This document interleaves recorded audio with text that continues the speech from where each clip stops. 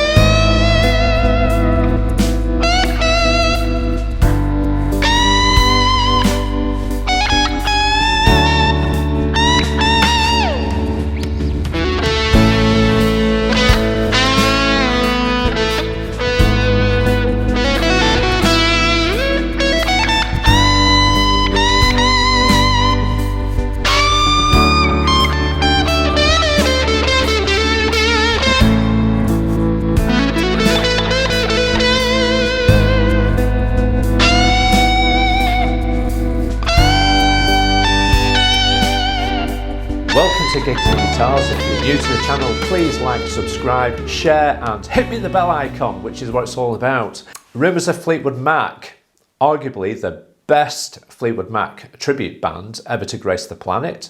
Well, that's what their website says anyway. So what did I really think? Well, I went to one of their recent gigs at Blackpool Opera House in the last week with my 18-year-old son James. We've not seen Rumours of Fleetwood Mac ourselves before, but there's lots of great content on YouTube. And we thought, let's go and check them out and see for ourselves. And that is exactly what we did. Probably about a third of the way back in the stalls from the front, I like to check out the guitarists. That's what I do. I had a really good view of James Harrison and his guitar work from where I was sat, and we had a really good view. Now, what I did see was a very similar stage presentation to that of the Classic Rock Show, with the various screens that are up in the back of the stage there, which are great in terms of presenting the video content while the band are producing the iconic tunes of Fleetwood Mac. Stage lighting was just waiting for the band to come on. We didn't have all that long to wait. The auditorium was full. And what I did like was the atmosphere, and as I looked around the auditorium I could tell there was a broad range of people there, young and old. I like to sort of think that I fit into the middle of that environment.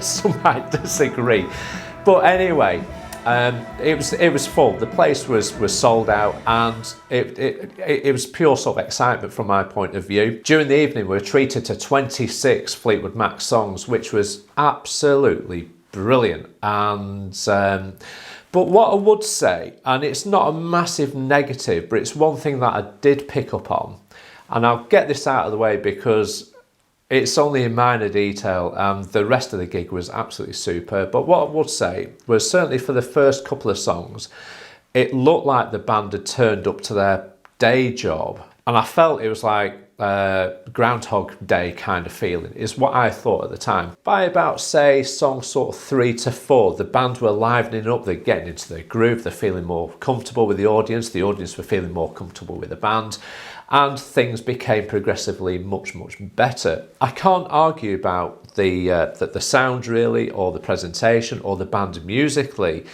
to be honest. But hey ho, that was in the background. They quickly moved on from that, and we really got into some really good stuff fairly quickly, with some really good sound content from the audio engineers. Now, I have made some notes on my iPhone when I sat in the audience, and probably thought, what's he doing? Is he texting somebody? How dare he? But I was actually making notes on my phone. And one of the notes I did make was the fourth song was Sarah, and it was absolutely brilliant. And that's all I could say about it. It's just a great song. The audience was starting to go a little bit mad, and that indeed made the band come out of their shell a little bit more. And like I say, it's a two-way vibe between the band and the audience, which is really, really important. Moving quickly on, we then went on to tracks, say for example, like Songbird. I love that, the Christine McVie thing. And Emily Gervers did a great job of that just on a keyboard. So I'm looking at my notes down there.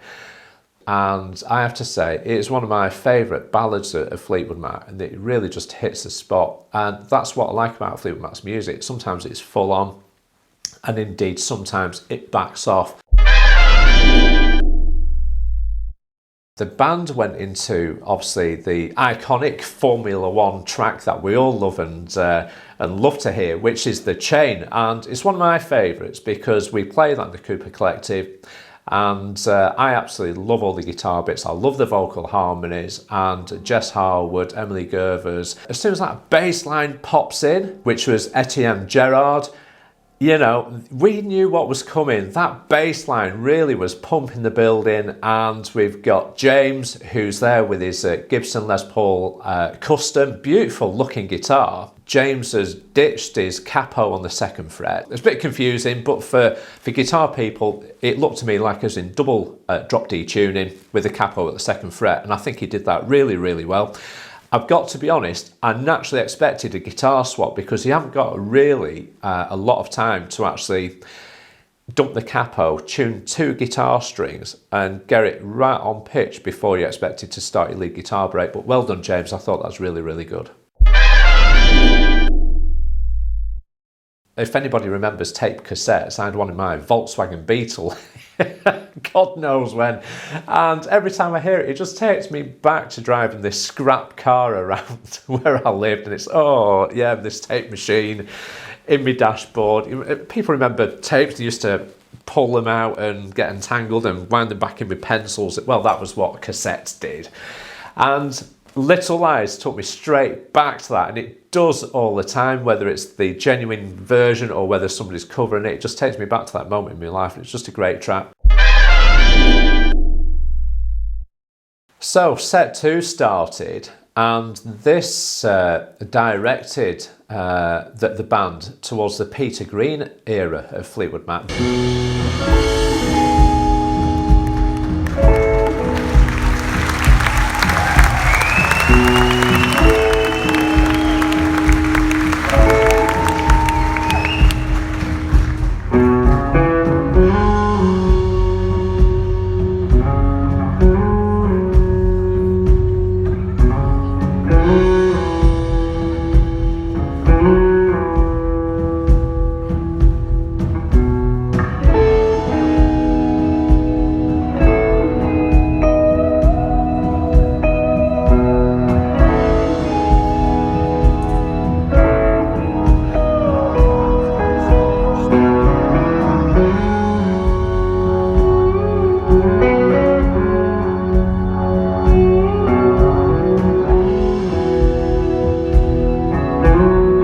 We must remember that Peter Green was a founding member of Fleetwood Mac, who named the band after John McVie, which is the Mac bit of the name, and Mick Fleetwood, which is obviously the Fleetwood side of things. And for me, this was the icing on the cake for many, many guitarists, because they kicked off with Black Magic Woman. I absolutely love that track. Now, what I saw was you've got, say for example, the main key players in the band, the guitarist, the bass player, the drums, and they all basically came out of the shell, moved forward in the stage to become nearer to the audience. And when they kicked off with Black Magic Woman, I could sense this was what they really, really enjoyed doing.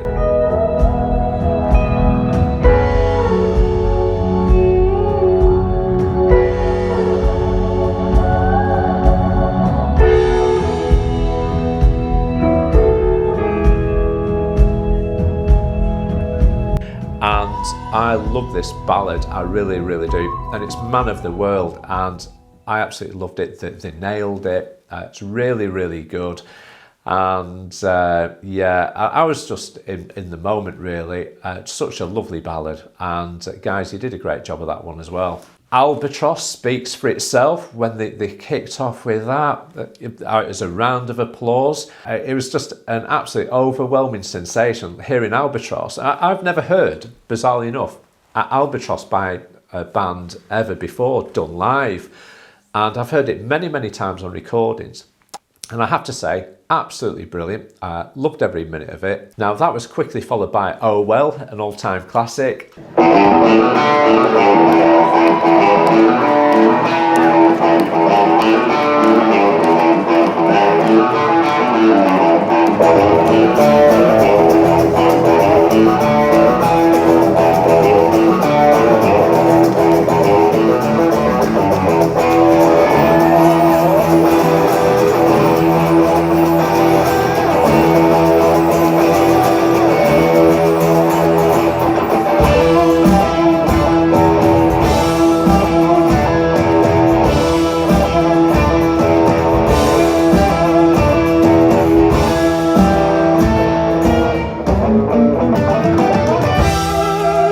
Those 4 songs for me personally was the best bit of the night, without a shadow of doubt. Really was it was the icing on the cake for me, it really was. So you've got 2 guitarists up there, you've got Scott Poley, he's another Lancashire lad like myself from Ormskirk, and you've got James Harrison, both on Les Pauls. Brilliant stuff, absolutely brilliant, swapping between the riffs, the opening riffs of Oh Well between themselves, just sounded great. Bass player was fantastic. Dave Goldberg did a great session on the vocals there. Drums, we've got Alan Cosgrove, and I have to say, guys, I was in the element. I loved every minute of it. It's really, really good.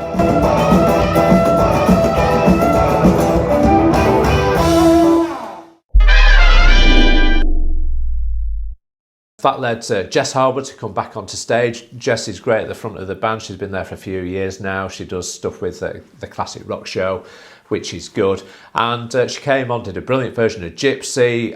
This basically picked the audience up again. And yeah, people stood up, people enjoying it. They were dancing in the aisles. Absolutely brilliant. So moving through the remainder of set 2. Now, don't forget that the band have really picked things up at this point, and the energy in the auditorium was just electric. Landslide came next. Love it. You know, just fantastic. Actually, guitar work and vocals from Jess. It's finger-picked acoustic guitar. It's very simple, but yet the song is so effective. And the way that Rumours of Fleetwood Mac put that together and just presented it was absolutely flawless, brilliant. Sorry, the last 4 songs was Don't Stop, Go Your Own Way, Rhiannon, Big Love. James, brilliant. I absolutely love that solo piece, acoustic, nailed, just like the live version done by the band themselves. Absolutely brilliant. Quickly followed by Everywhere and the party festival piece, Tusk. What can I say?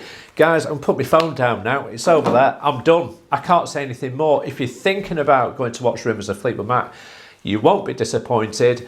If you've never seen them before and you love the music of Fleetwood Mac in all its genres over the many, many years, get yourself a ticket. They're touring at the minute. They are absolutely well worth the effort in travelling to see them. So if you've enjoyed this edition of Gigs and Guitars, please like, share, subscribe, and please support the channel. Hit me in the bell icon, and there's always time in the day for a brew.